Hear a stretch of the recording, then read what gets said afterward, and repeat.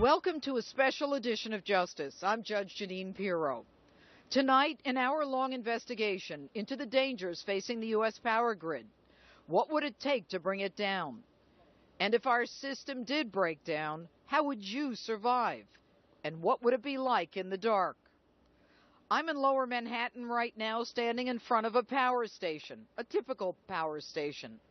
But last month I went to a meeting just a few blocks from here in the freezing cold. But when I came out of that meeting, I was frozen. Not from bitter temperatures, but from fear. I learned things that no one is talking about. Things that can change my life, your life, and the lives of everyone you know forever. I started thinking about how fragile life is and how ill-prepared we are for this. Tonight, in an exclusive justice investigation, the vulnerability of America's power system, the United States electric grid. Are we ready for a terror attack? And what would we do if the lights went out? Now, tonight is about a series of forces and individuals who, instead of doing the right thing for you and me, are playing politics and gambling with your safety and our way of life. Now, who of us could ever envision 9/11 happening? But the difference between 9/11 and what I'm about to tell you is that we know that this can happen. The question is not will it happen, but when will it happen? And the consequences would be 1,000,000 times worse than 9/11. One day, you're enjoying the comforts of life. The next, everything is different. Civilization as you know it would be gone. An electromagnetic pulse would destroy all electronics and the transformers that power everything, anything, with an on-off switch. Your hot water heater, your refrigerator, your dialysis machine. Hospitals are closed. Grocery shelves are empty. Most of the food you have at home is spoiled. And forget about your bank accounts. It doesn't matter. What you have in your pocket is all you can access. I imagine myself waking up to total darkness, nothing in my home working, food spoiled, water not running. I rummage through whatever last cans of food I can find. I'm alone because my kids and loved ones have no way to get to me. And I'm afraid to leave because it's too dangerous. People are desperate. They're hungry.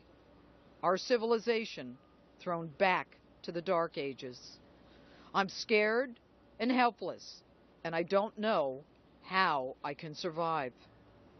If there were to be such a catastrophic failure, our death toll would be staggering. A blue ribbon commission predicting mass fatalities, horrific loss of life, some even saying 9 out of 10 Americans would die. This is not science fiction. It's real.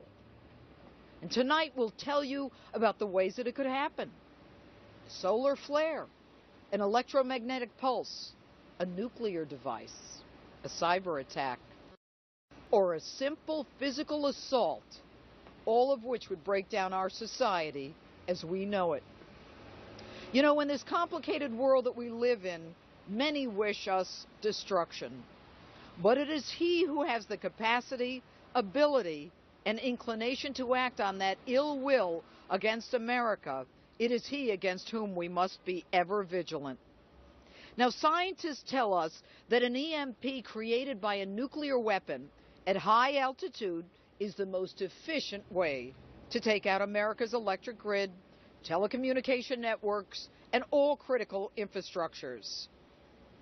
As I stand here now, North Korea has a satellite the size and weight of a small nuclear weapon, orbiting at an altitude conducive to an EMP attack, and it approaches our country from the south, a direction which lacks early warning or missile defenses. The threat could also be from the sea. Fact, 6 months ago, 2 full-up nuclear-capable missiles on their launchers were discovered in Panama on a North Korean-flagged vessel hidden under sugar bags. Reports are that our grid has already been penetrated by our enemies, leaving behind software programs that can compromise it. Now, there are other ways to take down our grid. A simple, direct, physical attack, like an assault on a local substation. Fact, 10 months ago, unknown attackers attempted to blow up a San Jose transformer substation in a military-style raid. No one has been apprehended. The FBI and local police call it vandalism, as if Billy, Bob, and Bubba, after a few beers a night out, get their hands on AK-47s and surgically knock out 17 transformers, 16 circuit breakers, after cutting underground fiber optic cables and outsmarting security cameras and motion sensors. These terrorists are still out there. And less than a week later, in a shockingly similar attack in Tennessee, a suspect on a boat fired shots at a nuclear power plant and then engaged with police. A trespasser, you might say? Someone armed from the water willing to engage in a shootout with law enforcement is certainly not Bubba with a few beers in him. And even if no one attacks our grid, the sun will. The Earth is exposed to intense solar flaring roughly every 150 years. The last time it occurred was 1859. Do the math. We're due. Now, I'm not saying this to panic anyone, but everyone, including our enemies, know that an artificially created electromagnetic pulse will shut down all power, which risks our complete survival. Now, the United States possesses the world's largest power distribution system. What is our government doing to make sure that our grid, likened by some to that of a third world country grid, is really protected? Are we ready for an attack on our grid and the catastrophic failure that would result? And that's my open. And joining me now is former Navy SEAL Christopher Heben. Chris, thanks for being with us. Thanks for having me, Judge. You were a Navy SEAL for more than a decade. You have experience with the grid. What can you tell us about it? You know, the power grid is amazingly easy to dismantle. As an unconventional warfare specialist, I was trained to dismantle and take down power grids in other countries. Believe me, it doesn't take a doctorate from MIT to figure out how to make an EMP device that will take down not only a substation, which this is right here, but the transmission stations and the distribution stations. With several EMPs placed properly in the right locations, utilizing a cell phone device with an RFD technology, which is remote firing device technology, could bring down 15 transmission stations with a cell phone. With a cell phone, absolutely. So you don't have to be that smart, that sophisticated, or anything to take down power systems? Technically, no. All right. And so what do you do to prevent that kind of thing from happening? Well, we utilize what's called red cell tactics, techniques, and procedures, where we go into installations and do what's called a threat and vulnerability assessment after we've attacked the installation to show them where their weaknesses are. I've done that as a SEAL. I've done that as a civilian with my own business. Now, what oftentimes happens, unfortunately, is the powers that be don't take the recommendations that you give them seriously for whatever reason. And what we're seeing now is, you know, we have what's called the Federal Energy, the FERC. It's a regulatory commission for energy, and it's made up of guys who are desk jockeys, former FBI agents that have never been downrange. They're not trained in unconventional warfare. They took a class for 2 days or 3 days, and now they're putting them in charge of this energy commission. That's ridiculous. Well, you know, you say when you do a report assessing the vulnerabilities of these particular substations or transmission centers, I mean, what happens to those reports? They sit on a desk, they get looked at, they get tossed around, they say, wow, these recommendations are too costly, or we're just point out we're not going to do them because they're going to affect our bottom line. And that's usually what happens. You know, There's cameras everywhere, but a camera without a person behind it is a dead camera. And you can't take someone who worked at Walmart yesterday and looked at a camera and then put them on a commission and say now they're a security expert. That's just basically what we're seeing when they put an FBI non-field agent in charge of these programs. This operation that took place in San Jose was one or two guys probably did it. Right, right. And of course, that's the one with the AK-47s, and they shot for 20 minutes. They took out the whole substation almost. As a SEAL, those were some techniques that I would have utilized in order to make that happen. And what no one's talking about is this affected Silicon Valley directly. And what's in Silicon Valley? Yahoo, Google, Facebook, PayPal, things that every American uses on a daily basis. All right. And so what do you think their goal was? I'm thinking, two things. Everyone says this was a test. It could have been a test, but I'm also thinking maybe there's some things that they've already instituted or implemented as a result of that attack. You've been a Navy SEAL. I mean, you've been in harm's way. You know the dangers to us and to Americans.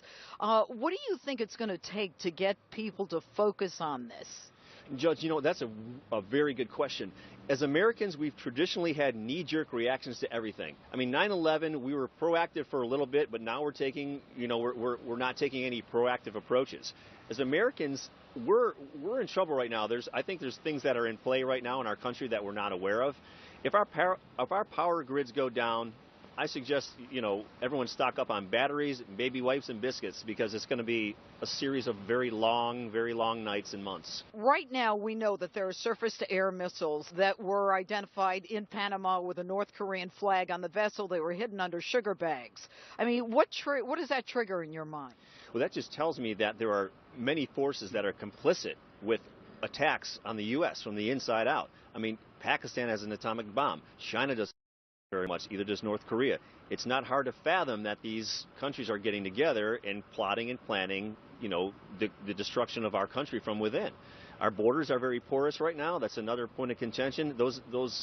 We've got problems, Judge. We really do. All right. Christopher Heben, thanks so much for being with us. Thanks for having me, Judge. All right. My pleasure.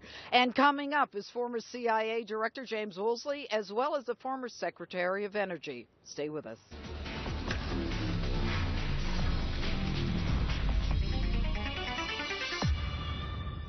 The power grid is vital to our way of life, and by all accounts, it's woefully unprotected.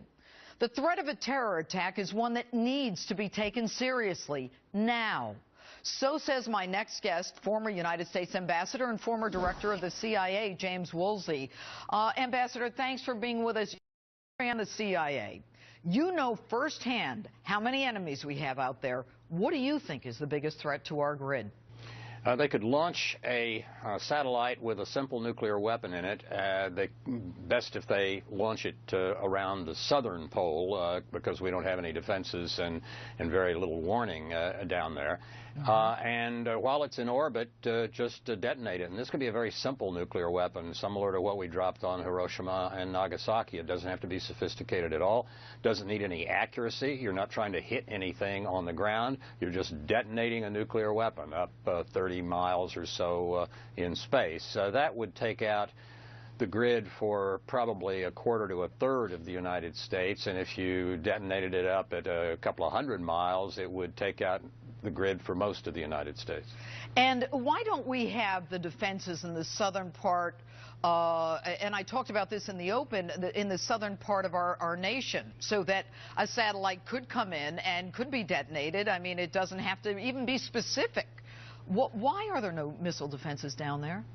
I guess I would say, if I were being flippant, that we've turned over defending the country's electric grid to people with the overall focus of ostriches. Nobody really wants to do anything on this in the federal government except stick their heads in the sand. And Ambassador, do you think that the power plants across the country have the protection that they need? No, absolutely not. Nuclear power plants, particularly if hit by an electromagnetic pulse, would melt down before too long, and you'd have disasters emanating from the nuclear power plants as well as from a lot of other sources. If you take out, by taking down the grid, if you take out the electrical system everything else goes down too. We have 18 critical infrastructures in the country, and 17 of them depend on electricity. So you lose your communication system, you lose transportation, you lose your bank teller system for getting money. Nothing works. And you were the head of the CIA. Our Yes. enemies know all this, correct? I'm afraid they do. The Russians have told us that they, back in the early 90s, told the North Koreans a great deal about how to use an electromagnetic pulse detonation. The Iranians and the North Koreans have both orbited satellites to the south, and the North Koreans have tested several simple nuclear weapons. Iranians haven't yet, but probably will before too many months go. So we have at least two very bad states tied very closely to terrorist groups and the rest. That could be ideologically crazy enough to try something like this, and you know, you don't need a satellite. You can lift a nuclear weapon quite easily with a weather balloon up into low Earth orbit and detonate it. That's all that's needed. Not very comforting. All right, Ambassador Woolsey, thanks so much for being with us. Good to be with you. All right, and coming up, the former Secretary of Energy when the lights actually did go out, Spencer Abraham. And later, I hit the streets of New York with an urban survivalist.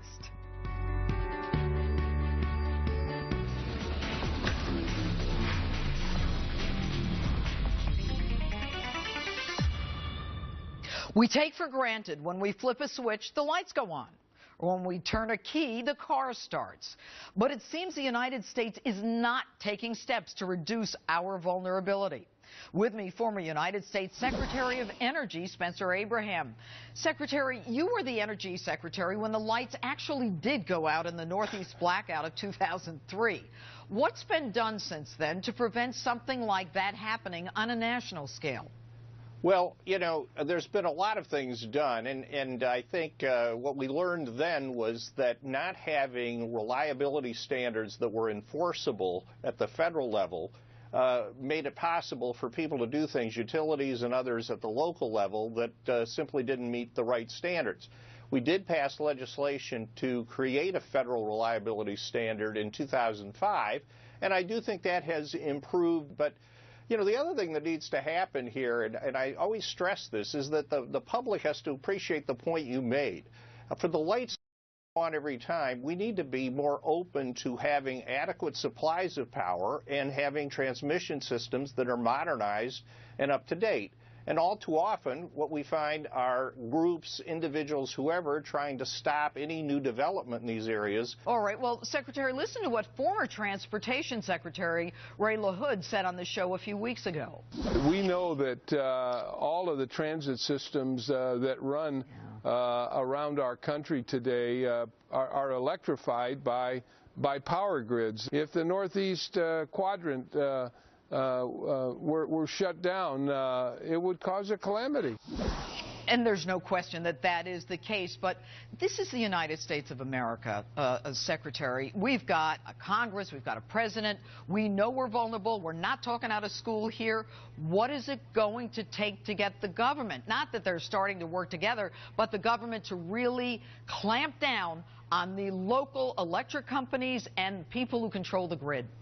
Well, first of all, I think there is a lot of oversight. You know, in the wake of 9/11, and I was secretary at that time, we met with Tom Ridge, who became Homeland Security Secretary, and I worked together and met with, on regular occasions, the people that run these systems to try to help them do a better job. A lot of information is shared between the companies and between the government and the companies. I don't think there's been a massive failure here. I think there is always the ability to improve things, but I do think we have to have cooperation, not only from the local utilities, but from the citizenry itself. And I think for people to object to every new power project or transmission system upgrade is a contributing factor. All right, Secretary Abraham, thanks so much for being with us. Judge, good to be with you. Thank you. And coming up, this should be a bipartisan issue. So are laws designed to protect the grid and Americans being stalled in Congress?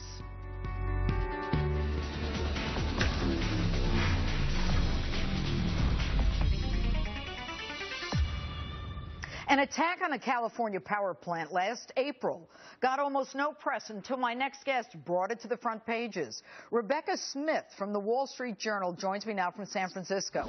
Rebecca, you were all over this, and, you know, it's 10 months later with little or no press other than yours and virtually nothing done in terms of an arrest. Why do you think this went so unreported until now? I think because the people who had knowledge of what happened, for the most part, didn't want us to know. And that is to say the utility that was afraid of copycat attacks and the FBI and other law enforcement that hadn't been able to crack the case.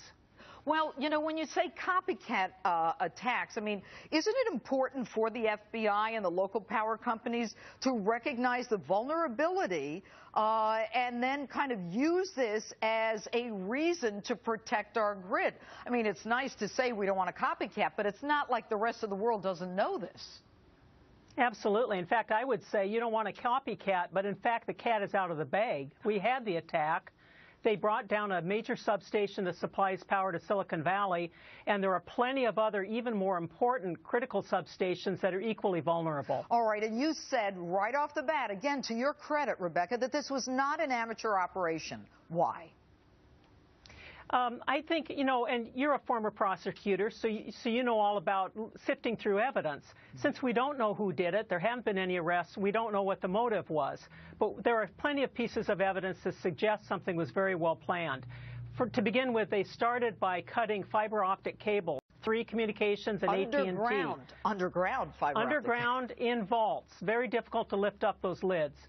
They knew just what to cut. They cut it in such a way it was hard to repair. Then they moved to the substation a few minutes later, and they targeted pieces of equipment that could cause great damage without causing a fire or something that would have been a massive explosion or fire that would have attracted attention. As you know, Judge, this substation sits right next to a major freeway. So there are people passing by at all times of night. I don't think they wanted to draw attention. Well, and in addition, they had the AK-47 shooting, almost sharpshooting, military-style raid for almost 20 minutes, and I think they took out how many transformers? They took out 17, and the thing that's important to note, I mean, the utility will say, you know, it's bad, but people didn't lose power. The fact of the matter is these transformers were damaged, but they weren't destroyed. If they had been destroyed, we would have been quite a different situation. All right, and shocking is that the FBI is still calling this vandalism as if it's a bunch of teens. Anyway, Rebecca Smith, we're going to stay on this. Thanks so much for your reporting. And I'm joined now by Maine State Representative Andrea Boland, who fought to have emergency legislation passed in her home state of Maine that would protect the grid from both a natural disaster and electromagnetic pulse. All right, Representative, your state of Maine is considered the most vulnerable of the lower 48. So you sponsor a bill, the first of its kind in the nation. Tell us about the bill and the law. What the bill asked for was to put protections on the major transformers and the grid in Maine as a requirement for going forward with any expansions that they want to do, and to also put them on the current expansion that is underway. What happened was when these fabulous experts came to Maine, they opened up the understanding of the Utilities Committee so broadly that they understood it was a huge issue, and they passed a bill out of the committee unanimously as emergency legislation. There is an estimate that it would cost homeowners $2 each to upgrade the grid or to provide the security that you would need in the state of Maine. Is that correct? That's right. It would cost about $2 per year per household for about 4 years. So as one of the experts comments, it's the cost of a movie ticket. No, even less. I don't know where you're going to the movies. Anyway, thank you very much, Representative Boland. Thank you. With me is now Maryland Congressman Andy Harris, who is on the House Appropriations Committee and a member of the Electromagnetic Pulse Caucus.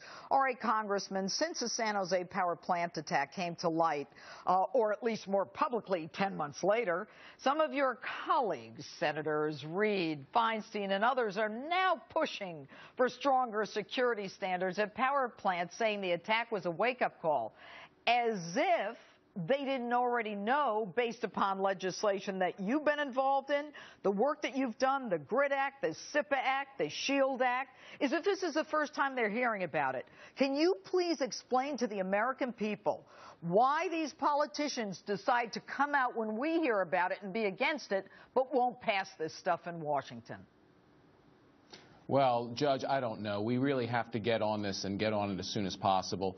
We have the SHIELD Act before the House now. It's already been filed. We can easily amend that act to include terrorist attacks or physical attacks like this attack and protect our grid. All right, and when you talk about the SHIELD Act, I mean, you're talking about it's H.R. Bill 2417? Yeah, it's the act that would protect against the Electromagnetic Pulse, but what the attack in California showed us is that there are other hazards as well, especially a physical attack, which could be a terrorist-style attack, which it appears to be. That's what happened in California. Well, and comically, not even ironically, comically, the FBI and the local police are calling it vandalism, as if a bunch of kids decided to have a few beers, get a few AK-47s, and start sharpshooting after cutting some underground cables and getting into a structure to do that, a protected structure, and avoiding the cameras and avoiding the monitors. But let's get to the core issue. Is this about money, or is it about who would take credit to protect the American people? I think it's about the money. I think it's everyone expecting someone else to pay for it. This is a national issue, and you know, it can be tried to be dealt with at the state level. But honestly, unless you protect the national grid, you're not going to really make headway. So we ought to do it on a national level. And what we ought to do is we ought to take money that's already coming into the Department of Energy. They have a $30 billion a year budget. 10% of that budget would permanently protect our grid. We ought to just do it and take the money we're already collecting. And when you talk about energy, I mean, I could just reference $500 million that was literally thrown away on the green energy and the mess that Solyndra created for the American people. And finally, let me just ask one more question. If Americans want to get their congresspeople to support legislation, what do they need to do? They need to call their congressman, call their senator today, tomorrow, right now, and say, look, we need protection. Our electrical grid needs protection. Please pass the SHIELD Act and include measures in it that would protect against California-style attacks. It's simple to be done. We should do it quickly and just move on. Take care of it and move on. Congressman, the GRID Act passed the House and then went to the Senate. What happened to it in the Senate? They couldn't agree on the cybersecurity part of the bill. That bill addressed both EMP, physical attack, and cybersecurity. So it died. And got hung up because they couldn't agree on it. It died, right? It died, and we're left without protection. Congressman, do you find it frustrating that after the San Jose attack comes to light, we've got all of these senators, and remember, the Democrats, you know, are in charge in the Senate. They're now concerned about the dangers having to do with the grid when they wouldn't let this thing out of committee in the Senate. They wouldn't vote it out, and they wouldn't work with the other side of the aisle to get a bill that people could agree on. It's very frustrating because we have the answers. This is not complicated, Judge. We know exactly how to protect these substations. We just got to do it. We just have to make up our mind and do it. All right, Representative Andy Harris, thanks so much for being with us. And coming up, the exclusive justice investigation into the danger facing our power grid continues.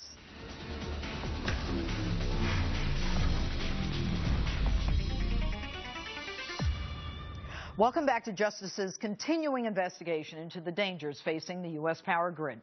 Now, you might be thinking, this could never happen. It sounds like science fiction. Let me assure you, it's real. With me now, a man fighting to convince the nation and our leaders of this danger, former Deputy Assistant Secretary of Defense for the Nuclear Forces in the Reagan administration, and now President of the Center for Security Policy, Frank Gaffney. Frank, first of all, thanks for being with us. I want you first to look at an animation, and maybe you can explain to our viewers how power gets from the beginning to their homes. Sure. Here we go. There you see the generating site. That's a classic, probably gas-powered, I would guess, stepping down to get the bulk power distributed as efficiently as possible through to the places that need it, namely the industrial sites, and then stepping down to getting it to people's homes through underground power lines in some cases and above ground power lines elsewhere. And you see here a pole transformer, which most people are probably familiar with. Those are basically a dime a dozen. The ones that are very, very hard to come by and that are essentially effectively irreplaceable are the high voltage transformers that you saw in that step down that's really critical to the backbone of the grid. A couple of questions. Number one, when you talk about some of the bigger parts of it, is it true that some of it is made in China and other countries, so that were they to be damaged and our power went out totally in this country, that we'd have a hard time replacing some of the main components? Yeah, as I understand it, these transformers, which as I say are the backbone really of the grid, the high energy transformers, of which we've got about 2,000, essentially no spares to speak of. They're custom built for where they go into the grid, and it takes about a year to have them custom built, hand built more or less, in places principally, as I understand it, like Germany, South Korea, and India perhaps. Where the thing really breaks down is if it takes a year to get one, and then once you've got it on order and delivered to a seaport, you got to really work to get it to the site. If you need 10, if you need 20, if you need 1,000 of them, forget it. All right. You have been on this for a long time, and you talk about the catastrophic consequences to human life in this country. If there were to be an attack on the grid, whether it's solar, which is natural, the electromagnetic pulse, and I'm not going to go through all of the causes, what do you, I mean, what are the predictions? I think the most authoritative assessment of all of this has been done, and I know you've got a copy of a book that we've just put out entitled Guilty Knowledge, which describes 11 studies. It's the executive summary of 11 studies that the government has done over the past decade. The first of them, and arguably one of the most important, was done by a blue ribbon commission created by the Congress, led by a fellow by the name of Dr. William Graham. Dr. Graham believes, on the basis of this detailed study over several years, that after a year without power in large parts of the United States, 9 out of 10 Americans will be dead. Dead. This is dead. A catastrophe, obviously, of the first order. The economy is cratered, society is broken down, and the trouble is, if you try to fix it at that point, it's too late. Right. You need to fix it now to prevent such an eventuality. Now, let's talk about, I think we have something that we can throw up now on some of the SAM missiles that just recently came to light. Tell us about what was found. This is inside of a ship, a North Korean vessel that was intercepted and searched in Panama last summer. In its hold, in those green canisters, you see surface-to-air missiles, old ones, but surface-to-air missiles known as SA-2s. They are very reliable. They are designed to be either conventionally armed or nuclear armed. Had they had a nuclear weapon on them, and some of them were actually on their launchers, and those things were on the top of the ship instead of down under 10,000 tons of sugar, they could have launched with essentially no warning an EMP, electromagnetic pulse attack, and detonated a nuclear weapon high over the United States with, again, devastating effects. But let's talk about the fact that in the southern part of our country, the approaches are not as protected as other parts? Well, they're not protected at all. In fact, we don't even have warning systems that something like those SAM missiles might be sending a missile our way, let alone any means of destroying that missile in flight. This is one of the things that I think those of us who believe that missile defense is a necessary component of a strong national security have argued for. But quite apart from that, we need to have these pieces of the grid, most especially these irreplaceable transformers, hardened, protected. And the good news about this, of all of the problems that you cover on your show and I worry about day in and day out, Judge, this is one we know what to do about. For over 50 years, the Pentagon, in which I served, has been hardening things that are top priorities. But then what's the problem with NERC and FERC and getting legislation out of Washington? The American people should be outraged, as I am. They should. This is an absolute scandal, and that's what this book is about, is demonstrating the guilty knowledge of our government. Of our government, and we've got Fred Upton. We've been asking him for about 7 weeks whether or not, number one, he'd come on the show. He'd take so much money from lobbyists, energy companies, and now Now he's in charge of the Energy Committee. We need bills to get out of that committee. He could make a world of difference by simply enabling a piece of legislation called the SHIELD Act to get through his committee, to get to the floor. Interestingly enough, he was a co-sponsor of this legislation at one point. He was a co-sponsor of the legislation until I've never had a chair satisfactory explanation for why he's allowed it to be bottled up ever since. Shame on him. There's efforts now underway in the Senate to begin getting that kind of legislation through over there. We can get this done, but you've been rendering an incalculably important service to the country by letting the American people know, and if they'll just do their part, we can harden the grid and protect ourselves from this calamity. Thank you, Frank Gaffney. And coming up, an urban survivalist shows me how to survive if the grid does go down.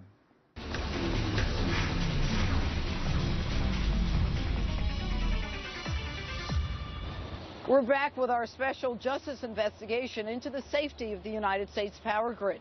And joining me now is Eitan Edwards, who is the Executive Director for International Preparedness Network and the Urban Survivalist. So what do you do? I mean, how do you prepare for something like Sandy or the power outage in 2003? But if there were to be something that would be nationwide, I mean, do we survive? How does the individual survive? Well, the individual has to do the things beforehand. They have to take the necessary steps to protect themselves, because obviously, as you discussed in earlier parts of the program, that, you know, government isn't going to do the job. It's not functional in this way. There's so much debate about what needs to get done and what we should do.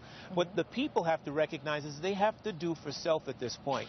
And the only way to protect yourself from a catastrophe of this magnitude is to take the precautionary measures that you need to do before it happens, so that you know when it does. So what do I do? I mean, you know, look, we live in a society where everything is fast food, immediate gratification.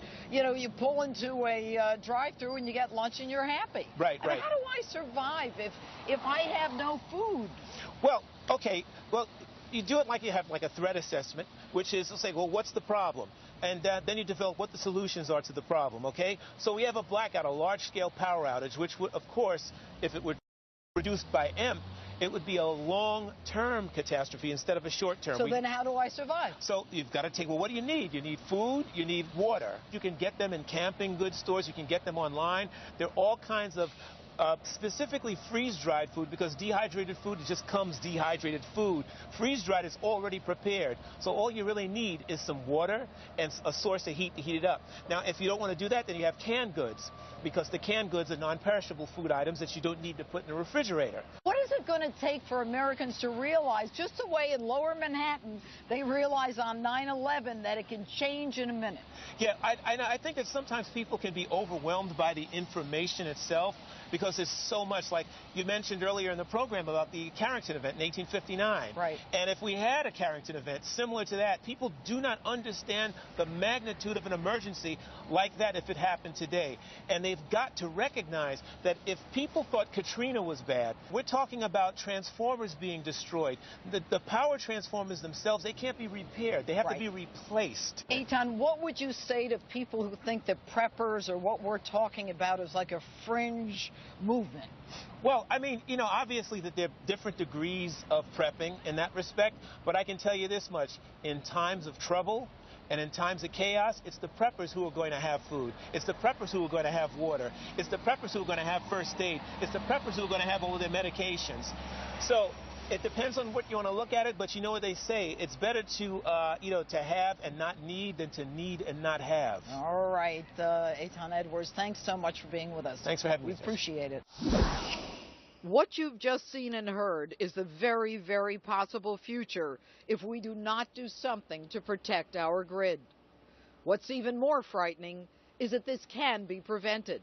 But as with most problems, greed, self-interest, and politicians who care more about their next election than the American people and a lack of leadership in our capital interfere with our safety.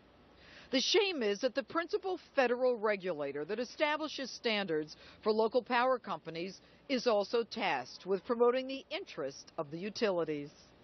Now, how do you regulate and promote private companies at the same time? The legislation intended to protect us has been blocked in Washington again and again. There is one bill that can help us prevent this catastrophe and remedy our vulnerability. And make no mistake, It can be remedied. Politicians are blocking that bill. They're playing politics with our lives, and we cannot tolerate this. This is a nonpartisan issue, one of the most important in Washington today, and it's not going away. I'm not afraid to say that this scares the hell out of me, and it should scare the hell out of you, too.